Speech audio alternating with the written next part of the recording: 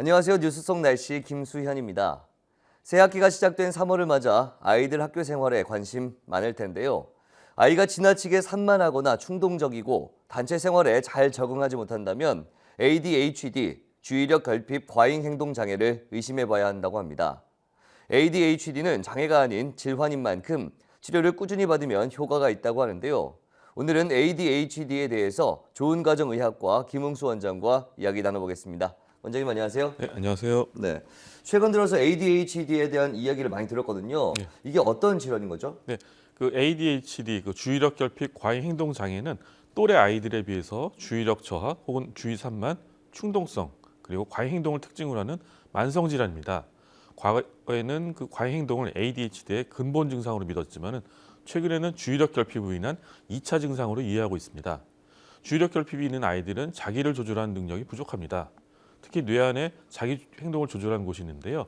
ADHD 환자는 이곳에 도파민이라든가 노르에피네프린 같은 신경 전달 물질이 부족해서 뇌의 기능적 발달이 부족한 것입니다. ADHD는 소아 청소년기에 많은 정신과 질환인데요. 많게는 초등학생 기준으로 ADHD 유병률이 6에서 10%에 달한다고 합니다. ADHD 원인은 하나의 단일 요인으로 설명할 수가 없는데요.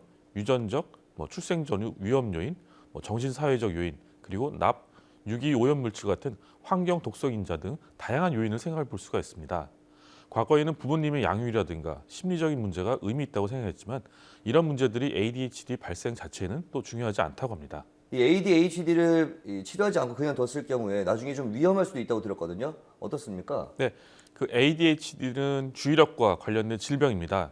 주의력은 필요한 곳에 주의를 기울이고 그렇지 않은 곳에서는 주의를 안 할 수 있는 일종의 조절 능력입니다.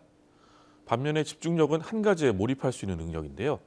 ADHD 환자는 집중력은 있지만 주의력이 결핍돼서 너무 지나치게 몰입하는 경향이 많습니다. 특히 게임이라든가 놀이에만 몰입해서 일이나 공부는 소홀히 하는 경우가 많습니다. 또 지루하고 귀찮은 일에는 주의를 기울이지 않습니다. 또 자기 조절 능력이 떨어져서 하지 말아야 될 돌발 행동도 하게 됩니다. 그렇게 돼서 주변에 피해가 되고 부모들은 또 자주 화를 내게 됩니다. 시간이 지나면서 이런 부정적 경험이 쌓이게 되면 아이의 성격에 문제가 생깁니다. 자존감이 낮아지고 피해의식을 갖게 됩니다. 또한 아이가 성장하면서 ADHD 증상이 감소되기도 하지만 청소년기라든가 성인이 되어도 같은 문제가 발생할 수가 있습니다.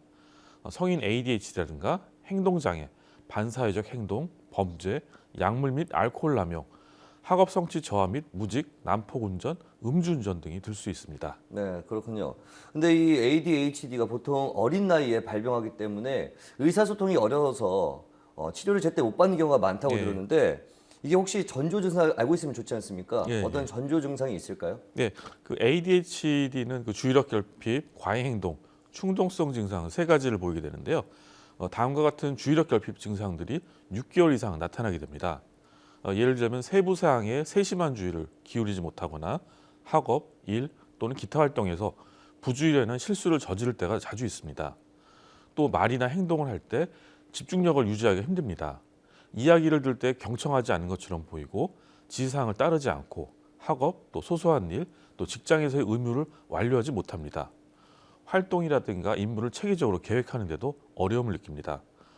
학교 공부라든가 과제를 피하거나 싫어하거나 하지 않으려고 합니다. 또 주어진 임무나 활동을 하는 데 필요한 것들, 예를 들어서 학교 과제라든가 연필, 책, 도구, 장난감들을 자주 잃어버립니다. 사소한 자극에도 쉽게 산만해질 수가 있고요. 또 일상생활에서 쉽게 잊어먹을 때가 자주 있습니다. 과잉 행동에는 손이나 발을 가만히 두지 못하고 안절부절하거나 가만히 앉아있지 못하는 경우를 많이 볼 수 있습니다. 수업 중이나 자리에 있어야 될 상황에서도 앉아있지 못하고 계속 돌아다니게 됩니다. 조용하게 여가 생활을 하거나 즐기는데도 어려움을 느끼고 끊임없이 움직이거나 지나치게 말을 많이 하게 됩니다. 다음에 충동성 증상은 다음과 같은데요. 네. 질문이 끝나기도 전에 불쑥 대답하는 경우가 자주 있고 차례를 기다리지 못하고 끼어들거나 간섭하는 경우를 많이 볼 수 있습니다. 예를 들어서 대화나 게임하는 도중에 불쑥 끼어들게 됩니다. 그럼 이 ADHD는 어떤 방식으로 치료가 되는지도 궁금하거든요. 어떻습니까? 치료 과정 좀 네. 설명을 해주시죠. 그 ADHD의 치료는 크게 그 행동 치료와 약물 치료를 들 수 있습니다. 예. 그래서 약물 치료의 중심은 그 중추신경 자극제가 있습니다. 이것은 그 나이에 따라서 적절하게 선택해야 되고요. 예. 또 학교 생활이라든가 약물 작용 시간을 고려해야 됩니다. 4살부터 5살까지의 그 학령 정기 야동에 대해서는 행동치료가 우선 고려되는데요. 행동치료에서는 가정에 적응할 수 있는 부모 훈련 프로그램이라든가 또 교사가 학급에서 적용할 수 있게 도와주는 학급 행동관리 프로그램, 또 또래 친구 중재 프로그램 등이 있습니다. 행동치료는 약물과 병행했을 때 약물의 양도 중일 수가 있고 약물만 사용하는 단일 치료에 비해서 그 효과가 더 좋다고 알려져 있습니다. 부모 훈련 프로그램은 부모가 자녀의 문제 행동을 다루는 기술을 향상시키고 부모 자녀 간의 긍정적인 상호작용을 할 수 있도록 합니다. 또 치료를 위해서는 ADHD를 만성질환으로 이해하고 환자뿐만 아니라 가족, 또 교사도 함께 참여할 수 있는 치료 환경을 만드는 것이 중요합니다. 증상이 좋아지게 되면 주기적인 모니터링이 필요합니다. 약물에 따른 부작용이라든가 또 목표 행동이라든가 달성 여부, 또 학교 성적을 포함한 학교의 생활을 부모 및 교사 등 다른 관찰자들과 함께 정기적으로 확인해야 합니다. 네. 사실 우리나라에서는 정신과에 가서 치료를 받는다, 어떤 진료를 받는다, 굉장히 꺼려하는 분위기가 있지 않습니까? 네. 그러다 보니까 아무래도 좀 치료를 하다가 좀 주변 분위기 때문에 포기해야겠다 이렇게 생각하는 분들 많을 것 같은데 네. 어떻습니까? 네. 아무래도 대부분 사람들이 그 정신과 약물에 대해서 먹어 생기는 그런 부작용만 주로 생각하는데요. 예. 하지만 반대로 충분히 치료가 안 된 경우, 특히 ADHD 증상과 합병증으로 생기는 부작용도 심각합니다. 자존감이 떨어지고 피해의식을 갖게 되고 또 그 나이에 수행해야 될 발달 과제나 능력 개발도 이루지 못합니다. 또한 정신과를 다니면은 기록이 남아서 미래 불이익이 많이 남는다는 그런 말들을 합니다. 하지만 진료 기록은 남지만은 병원의 의무 기록, 즉 차트에만 남고 이 차트의 보존 기간은 10년입니다. 하지만 본인 동의 없이 차트를 공개할 수는 없으며 이를 위반할 경우 의사는 처벌을 받습니다.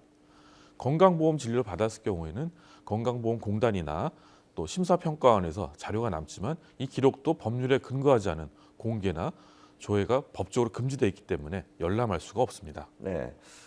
아침밥을 먹는 학생들의 경우 이 ADHD의 발병률이 좀 낮다 이런 이야기를 좀 들었거든요. 예, 예. 이게 근거가 있을까요? 네, 그 지난 17일 날 그 한국식품건강소통학회에 따르면은 상명대 외식영양학과 황지은 교수팀이 2013년 8월부터 12월까지 아침밥 클럽에 가입한 서울 지역 고등학생 315명을 추적 관찰했습니다. 예. 이 결과 아침밥 클럽에 가입한 학생들은 ADHD 점수가 가입 전에 평균 27.2점에서 가입 후에는 19.8점으로 감소했습니다. 아침밥을 먹으면 정서적 안정을 갖게 된다는 그런 결과를 볼 수가 있지만은 ADHD 예방 효과로 파악하기는 조금 부족합니다. 고등학생보다는 ADHD가 많은 초등학생이라든가 또 취약 전 어린이들이 대상이 되는 연구가 더 진행돼야 됩니다. 초등학교 저학년 이전에 ADHD를 치료하게 되면 증상이 많이 좋아지고 또 치료 성공률이 약 80% 가까이 된다고 합니다. 하지만 치료하지 않은 채 학년이 올라가서 중고등학생이 되면 여러 가지 문제가 생깁니다. 대인관계에 자신감이 저하되고 위축되면서 우울증이 올 수도 있습니다. 학습 능력이 떨어져서 학습 부진이 생깁니다. 또 표면 장애라든가 게임 중독이 또 우려되기도 합니다. 그렇기 때문에 초등학교 1, 2학년 시기에 학교나 가정에서 ADHD 증상이 관찰되면 소아정신과를 방문해야 합니다. 정확한 평가와 치료를 받아서 ADHD 합병증을 예방해야 합니다. 네, 그렇군요. 오늘 말씀 고맙습니다. 네, 뉴스 속 날씨 오늘 준비한 소식은 여기까지입니다. 시청해주신 여러분 고맙습니다.